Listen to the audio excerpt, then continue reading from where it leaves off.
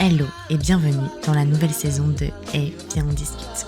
On va parler relations dans cette saison. Cette idée m'est venue après une rupture difficile. J'ai profondément réfléchi à la place qu'occupe la relation dans nos vies amoureuses ou non. Alors j'ai décidé d'en parler, de m'éduquer sur le sujet, d'inviter des experts pour comprendre les rouages de notre sphère relationnelle. Devons-nous déconstruire, agir, revoir nos modèles, mettre des choses en place ? Spoiler alerte, je n'ai pas de recette miracle, mais je suis persuadée qu'en parler, s'intéresser au sujet qui nous touche toutes et tous, ouvre des portes, éveille les consciences, ce qui nous permettra, je l'espère, de relationner sainement pour une belle évolution collective. Belle écoute! Hello, bonjour à toutes et à tous, je suis contente de vous retrouver pour un nouvel épisode. Aujourd'hui, je vais vous parler de la relation amoureuse et surtout de ma vision d'une relation saine. Donc je vais vous communiquer un peu ce qu'est pour moi une relation saine, donc évidemment avec mon prisme, mes expériences amoureuses, mon regard sur les relations, en tant que moi-même, donc qui essaie en fait, je suis vraiment dans une optique où j'essaie de construire un environnement relationnel qui me convient et aussi donc du coup lié à mon travail en tant que coach et accompagnante pour les femmes, qui conçoit des espaces où l'on réfléchit aux relations dans le but d'être plus en phase avec elles et de conscientiser ce qui nous convient réellement. Donc aujourd'hui, je vais vous parler de ça. Moi, personnellement, après ma dernière rupture, j'ai réellement ressenti ce besoin de réfléchir et de m'exprimer sur la relation, sur les relations en général. Là, en l'occurrence, on va parler relations amoureuses. Mais dans cette saison, vous l'aurez compris, je parle de toute forme de relation parce que la relation est partout, que ce soit la relation à soi, aux autres ou même au monde. La relation est là. Et donc, moi, j'avais envie de parler un peu... je me suis intéressée, en tout cas, dans un premier temps, à tout ce qui était projection, les ressentis qu'on pouvait avoir, les besoins, comment on construit notre relation amoureuse, les injonctions, le cadre dans lequel nous mettons l'amour, donc le cadre relationnel dans lequel nous mettons l'amour, la rupture, tout. En fait, j'avais vraiment j'ai eu ce besoin de comprendre qu'est-ce qui se passait dans ces moments-là, que ce soit dans la construction d'un couple, que ce soit dans la rupture du lien, que ce soit tout en fait. J'avais vraiment un grand besoin de compréhension et de ressources, donc j'ai vraiment écouté énormément de choses. On peut dire que j'ai fait un grand travail d'éducation là-dessus. Et après, j'en ai tiré mes propres conclusions, bien sûr.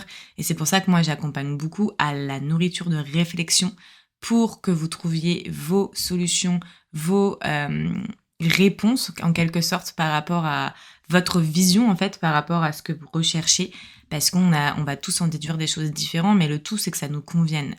Et donc, quand j'ai fait toutes ces recherches, je trouvais ça quand même dommage de garder tout ça pour moi. Et j'avais envie de les partager parce que tout le monde vit des relations, en fait, finalement. Même, finalement, dans tous les cas, même si on n'a pas 10 millions d'amis, on n'a pas de famille, etc., on a au moins une relation, même si on y est plus ou moins sensible, la relation à soi. Et donc, forcément, tu entretiens une relation parce que parfois on l'oublie, mais c'est une relation qui nécessite aussi nourriture, qui nécessite entretien, qui nécessite conscience et soin aussi, et compréhension surtout. Grande compréhension, je pense même que c'est de par cette relation-là, parfois, qu'on peut vraiment comprendre la façon dont on relationne avec les autres.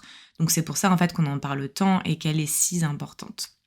Et après, peu importe comment tu la nourris, tu peux la nourrir de toi avec toi, mais tu peux aussi la nourrir avec d'autres relations. D'ailleurs, je ne vais pas te spoiler, mais dans le prochain épisode, on parlera du fait de se réparer par la relation. Aujourd'hui, en tout cas, on va parler de c'est quoi une relation saine. Il y a plusieurs points que je voulais aborder avec vous dans cet épisode, qui sont encore une fois non exhaustifs. Tu prends ce que tu as envie de prendre, je te partage ma vision, et après, toi, tu en fais ce que tu veux. Et c'est pas pour rien que j'ai créé mon accompagnement collectif Girl Squad, parce que je pense que toutes les réflexions collectives nous font évoluer, et je suis persuadée que le partage de ce travail collaboratif est primordial. Alors, moi j'avais mis un premier point, c'est le fait de s'interroger sur notre vision de la relation amoureuse. Parce que parfois, on investit des relations amoureuses sans forcément se poser la question, ok, de quoi moi j'ai envie dans cette relation ? Qu'est-ce que c'est ma vision de la relation amoureuse ? Qu'est-ce que c'est ma vision du couple ? Qu'est-ce que j'ai envie d'investir ? Qu'est-ce que je n'ai pas envie d'investir ? Qu'est-ce que j'ai envie de créer ?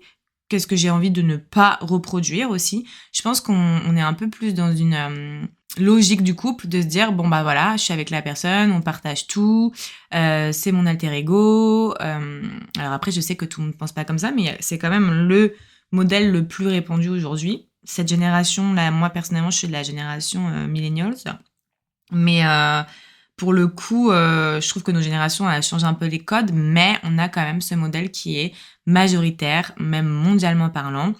Et donc, c'est quand même plus trouver un peu sa moitié, faire un peu tout et pour tout avec la personne, faire un peu l'impasse sur les autres relations qu'on a depuis toujours pour celle-là, mais en fait, c'est normal, c'est juste normal dans la société de faire ça. Moi, je vous avoue que c'est quelque chose qui m'a interpellée énormément parce que en fait, on est dans une famille, si tant est qu'on s'y sente bien et qu'on ait des bons liens, parce qu'on c'est pas toujours le cas. En tout cas, moi, c'est le mien. Je me dis, en fait, à partir du moment où tu te mets en couple, tu vois moins tes frères et sœurs, par exemple. Tu vas moins alimenter la relation. Tu vas plus mettre d'énergie sur une seule relation et finalement miser sur un pan de ta vie, alors que finalement, il y a de multiples ressources relationnelles autour de toi que tu négliges inconsciemment, je pense, et que c'est juste comme ça, tout le monde accepte, pour tout le monde, c'est logique. Moi, en fait, c'est quelque chose qui me paraît plus logique du tout. Vraiment, c'est quelque chose qui me paraît plus logique et je ne vois pas pourquoi aujourd'hui on ne pourrait pas avoir des relations qui sont au même, je sais pas comment dire, mais qui ont autant d'importance, quoi. Je veux dire, mes amis ont autant d'importance que mon conjoint ou ma conjointe, tout dépend, mais en tout cas, moi, ça serait mon conjoint. Ma famille, pareil. Et pourquoi je devrais passer 80% de mon temps avec une personne que je connais ni d'Ève ni d'Adam de base, dans la plupart des cas, et faire l'impasse sur d'autres relations que j'ai construites depuis longtemps, qui me font du bien depuis longtemps. Enfin voilà. Moi, ça me paraît plus du tout logique, par exemple. Vous voyez? Donc, cette rupture, elle m'a poussée à réfléchir à ça. Je me suis dit, mais en fait, tu mises tout là-dessus. Ce mythe de la complémentarité qui nous fait croire que on a besoin de quelqu'un pour être complété et que on trouve cette personne, the one, tu vois. Moi, ça, j'y crois pas non plus. Après, moi, je crois aux partenaires de vie. Je crois que chaque personne a sa place dans notre vie au moment où il arrive et que parfois, je pense, même si c'est très difficile, ils ne sont pas faits pour rester toute une vie avec nous. Et c'est pas tant grave, ou alors ils sont pas faits pour rester au même statut, entre guillemets, c'est-à-dire que moi je pense que le fait qu'on voit le couple comme tellement sur le longue durée et solide que s'il dure dans le temps, c'est vraiment une des choses pour moi qui a à redéfinir là-dedans, parce que finalement ça veut dire quoi? Ça veut dire que s'il dure pas 10 ans, 15 ans, toute une vie, c'est pas un bon couple, c'est pas le vrai couple, c'est un échec. Moi, je pense pas. Je pense que en fait, pendant tous ces moments-là, même s'il dure 2 mois, ça t'a apporté ce que ça a dû t'apporter. Et en fait, c'est très bien. Et puis, la rupture n'est pas une fin en soi. C'est-à-dire que tu peux très bien rester en bon terme, mais c'est juste qu'on part du principe que rompre, c'est échouer et c'est ne plus pouvoir avoir du tout de relation. Et en général, en tout cas, moi, je parle en connaissance de cause, en fait, on a forcé la rupture, on a mis très longtemps à se séparer et on a forcé jusqu'à temps que, en fait, on ait une rupture hyper violente et hyper moche, hyper triste pour les deux, et moche dans le sens où elle n'a pas été du tout saine. Je dis pas qu'on peut garder contact avec tous nos ex et que ça peut être des meilleurs amis tous, pas du tout, mais je pense qu'on peut se quitter sainement. Enfin, je veux dire, on a quand même passé des moments avec des personnes pendant longtemps, ou pas, mais des moments intimes, on s'est dévoilé, on a créé un lien, il y a eu un lien entre nous. Pourquoi? Lorsque ce lien ne peut pas perdurer de la même façon, on s'offusque et direct, ça devient le pugilat et c'est mon ex et voilà, je donne plus l'air, quoi. Après, je parle bien sûr, bien évidemment pas de tout ce qui est relations toxiques, de tout ce qui est violence psychologique, physique, etc. Bien sûr que c'est bye-bye et que je pense que c'est très mauvais de continuer à maintenir un lien avec ces personnes parce qu'il y a absolument rien à entrevoir dans ce lien qui peut nous être bénéfique et qui peut nous être bon. Voilà, je vous parle vraiment de personnes que vous avez aimées, qui vous ont aimé, avec qui ça a été bien, où ils ont sûrement leur trigger, vous aussi, vos traumas, etc. Il y a eu peut-être des choses qui se sont passées, mais il y a eu de la bienveillance des deux côtés, il y a eu de la volonté des deux côtés. Moi, je trouve ça tellement dommage de devoir se quitter comme ça et de se dire, voilà, maintenant, tu fais plus partie. C'est hyper violent. Mais ça, je reparlerai plus dans la rupture, mais je trouve ça hyper violent. Tout ça pour revenir sur la vision de la relation. Pourquoi tout le fait de tout investir dans cette relation-là, ça nous fait projeter énormément de choses, des projets, une famille. Voilà, on mise un peu tout et pour tout sur cette relation. Et c'est vrai que quand elle se finit, du coup, le monde s'écroule. Mais du coup, le monde s'écroule parce qu'on a projeté tellement de choses, on a mis tellement de choses sur... En fait, finalement, j'ai l'impression que parfois, on rajoute du poids à cette relation parce que on mise un peu tout là-dessus, quoi. Donc voilà, ça c'était mon premier point, c'est vraiment d'essayer de s'interroger sur notre vision de la relation amoureuse. Qu'est-ce que j'ai envie? Est-ce que j'ai envie de vivre H24 avec la même personne tout le temps? Est-ce que j'ai envie de fonder une famille? Ça, c'est une réelle question à se poser, clairement. Est-ce que j'ai envie de faire des projets en commun avec cette personne ou est-ce que j'ai envie de garder mes projets et qu'il garde ses projets? Voilà, c'est des choses vraiment qui, pour moi, sont importantes à se poser. Ou même, est-ce que j'ai envie, par exemple, d'avoir un couple libre? C'est-à-dire de m'autoriser à avoir d'autres relations. Après, tout est à définir et tout doit être dit et communiqué de façon à ce que les deux personnes soient totalement OK avec cette situation. Parce que malheureusement, aujourd'hui, il y a un peu des variantes où il y a un des deux qui est pas forcément OK avec tout l'aspect de cette relation-là et c'est dommage. Mais voilà, pour moi, je pense qu'il faut vraiment essayer de redéfinir c'est quoi ma vision du couple à moi, la relation amoureuse à moi. Qu'est-ce qui pourrait me faire du bien? Qu'est-ce que je pourrais accepter, ne pas accepter? Qu'est-ce qui est entendable pour moi? Qu'est-ce que j'ai envie de partager avec cette personne? Enfin voilà. Pour moi, la vision de la relation, elle est hyper importante à aller exploiter. Et d'ailleurs, je vous conseille plusieurs livres là-dessus, dont Les Sentiments du Prince Charles, j'avais fait des podcasts dessus. Mais vous avez également aussi... La Révolution amoureuse, il me semble qu'il s'appelle ce livre, La Révolution amoureuse, qui est un super livre féministe qui parle des relations et de tout ce qui peut être problématique en fait dans la vision qu'on nous inculque de la relation. D'ailleurs, ça sera mon dernier point sur la construction amoureuse, enfin les injonctions sociétales plutôt. Et voilà, je vous invite à lire ce livre. C'est La Révolution amoureuse. Alors attendez, je crois qu'il est... Ouais, La Révolution amoureuse pour en finir avec le mythe de l'amour romantique. Je vous le conseille.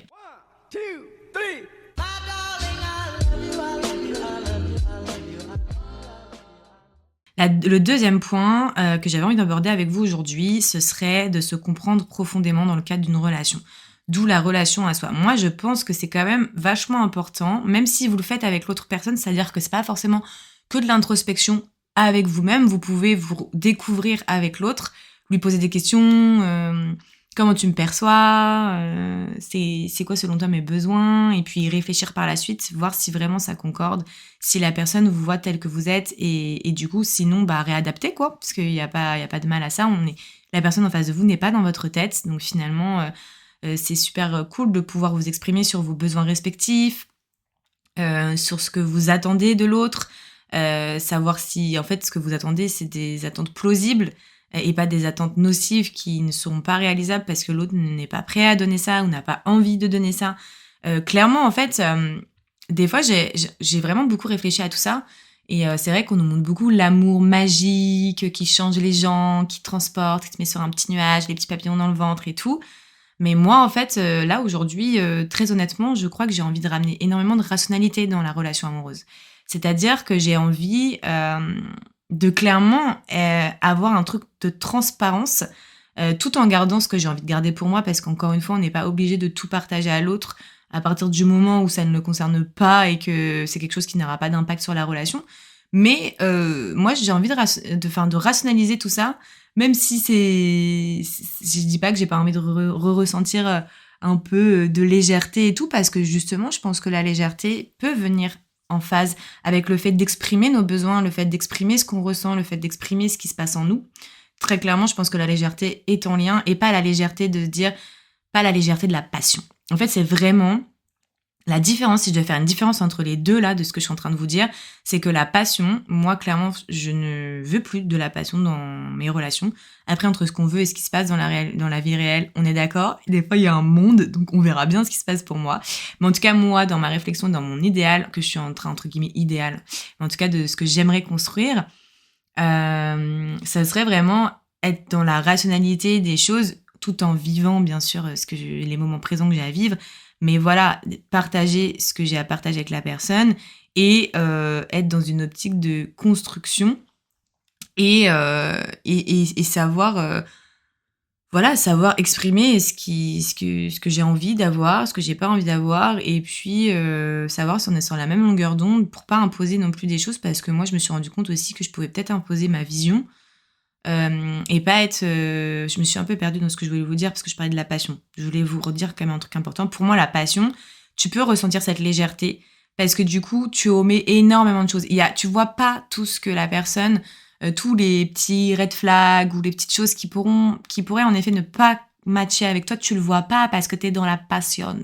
Et la passion, ça t'enivre et ça, c'est assez agréable en même temps comme sentiment quand tu es dans la passion du haut, c'est-à-dire dans la passion 100% et qu'il n'y a pas encore, il y a pas la chute après. Par contre, quand tu es dans la chute, elle est hyper violente parce que tu te rends compte que tu t'es fait un petit peu des montagnes de tout, que tu voyais la personne par le prisme de la passion, que tout était beau, que tout était, voilà, c'est la lune de miel comme on appelle ça, hein, les premières phases de la relation.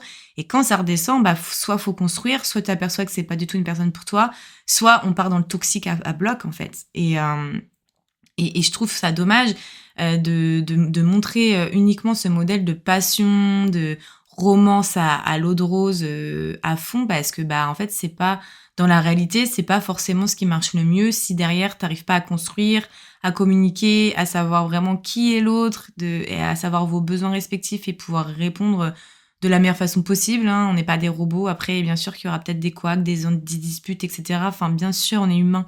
Et c'est normal, et c'est ce qui fera aussi évoluer le couple d'ailleurs, je pense. Mais vous voyez ce que je veux dire entre la passion et le couple construction, le couple compagnon, si on peut dire.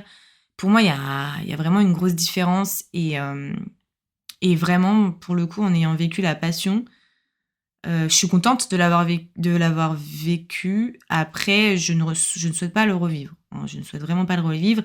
Et puis, j'ai aussi envie de garder cette passion à cette personne avec qui je l'ai vécu. Et j'ai pas envie de le revivre avec quelqu'un d'autre. Il y a aussi ce truc-là. Donc voilà dans ce que je voulais vous dire pour se comprendre profondément dans la relation. Donc voilà, savoir exprimer vos besoins, savoir repérer aussi vos schémas toxiques, parce qu'on en a toutes et tous, en vrai, on va pas se mentir, de par la culture populaire qu'on nous montre, les histoires à l'eau de rose, les comportements problématiques souvent des garçons dans les films américains qui c'est toujours le même, voilà, c'est toujours le même schéma. Le mec arrive, la fille elle est un peu sur lui, il finit par se mettre ensemble, et il fait une connerie, ou il disparaît du truc, ou alors il avait déjà quelqu'un, et la femme elle pleure toutes les larmes de son corps, elle est pas bien, elle vit un truc super hard en vrai, parce que ça génère il parle pas de tout ce que ça peut générer derrière, on la voit juste pleurer et se traîner un peu, ou alors, je sais pas, ça lui donne de l'énergie à fond, ou elle fait tout pour le récupérer, enfin bref quoi. Mais encore une fois, ça met vraiment le truc dans une posture de, bah, la femme accepte, c'est les bad boys, ils sont comme ça, et puis bah quand il revient, on leur dit oh, je suis contente que tu sois revenu, bah non, enfin c'est pas comme ça que ça se passe quoi. Enfin selon moi et en tout cas pour moi, c'est pas comme ça que j'ai envie que ça se passe, et c'est pas comme ça que j'ai envie d'entrevoir une relation, puisque j'ai conscience que au-delà du fait que ça nous fait pleurer, au-delà du fait que ça nous met un peu HS et tout, ça génère énormément de traumatismes, ça génère énormément de questionnements qui sont pas confortables, ça engendre des comportements qui sont durs. Non, enfin, voilà, je pense qu'il faut vraiment pas valider tout ça. Et donc, moi, je pense que c'est important. Parce que là, je vous ai parlé des red flags plutôt des garçons qu'on voit dans les films et tout, mais nous, du coup, on en développe aussi, automatiquement. Automatiquement, on en développe. Et moi, par exemple, pour vous donner du concret, j'ai remarqué que j'avais une forte tendance à me poser en victime dans mes relations. Et du coup, ça veut dire que du coup, bah, je vais me poser en victime, donc je vais avoir des attitudes pour montrer à la personne que je suis pas bien, pour qu'elle réagisse, sauf que bah, la personne en face de moi, elle n'a pas les tenants les aboutissants, parce que du coup, si je parle pas, que je dis clairement les choses, et que je ne dis pas clairement les choses plutôt, bah elle peut pas savoir. Donc du coup, j'attends, ou j'attendais, je ne sais pas, je n'ai pas arrêté en relation, mais en tout cas, c'est quelque chose sur lequel j'ai mis le doigt et que je travaille. Si moi-même, je suis pas en capacité d'exprimer ce qui se passe en moi et que j'ai des comportements plutôt dits enfantins c'est un outil qui s'appelle l'analyse transactionnelle, et du coup, on a des positions en fait qu'on prend, et le comportement d'enfant, la position enfant, on l'a toutes et tous, et c'est vraiment voilà, être à fond dans l'émotion, bien que l'émotion nous indique ce qui se passe en nous, mais après, savoir quoi faire de cette émotion, c'est autre chose. Et donc l'exprimer, la communication de cette émotion, c'est une autre phase qui est très importante. Et moi, je me suis vraiment rendu compte que j'avais cette tendance à me poser en victime dans ces moments-là, parfois même en bourreau. Donc ça, c'est le triangle de Karpman, si vous connaissez pas. C'est vraiment le triangle, le schéma amoureux qui représente les relations toxiques. Donc du coup, il y a 3 rôles.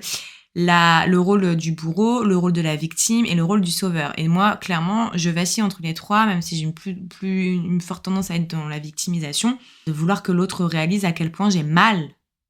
Mais déjà, mon mal, c'est à moi de le prendre en charge et c'est à moi de mettre des mots dessus pour que la personne entende et puis même entende aussi lui ce qui fait que ça me fait du mal. Parce que pour que les personnes se responsabilisent, il faut être aussi acteur de lui renvoyer ces choses-là, en fait. Donc, ça s'apprend, franchement, c'est beaucoup plus complexe parfois que de le dire là comme ça, mais ça se travaille.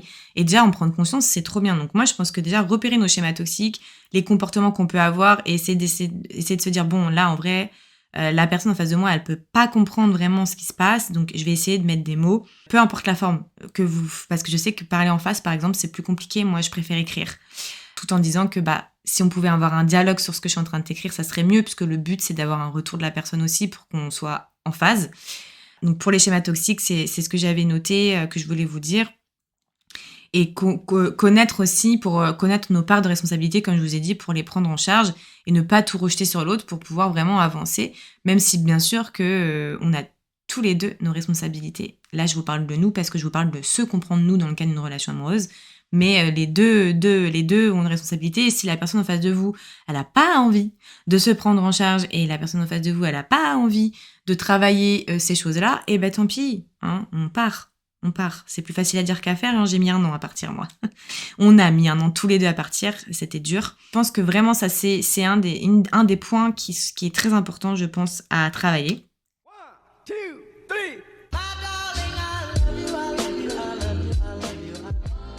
Et pour les derniers points, je voulais vous parler de comprendre, en fait, qu'est-ce que sont les injonctions sociétales qui brident en fait notre modèle idéal, qui nous montrent un peu certains mythes, comme je vous ai parlé au début, par exemple le mythe de la complémentarité, comme quoi les hommes et les femmes seraient complémentaires, que l'on a besoin d'un homme dans notre vie, que sans ça nous ne sommes pas totalement accomplis, et donc finalement on se sent toujours un peu la moitié d'eux.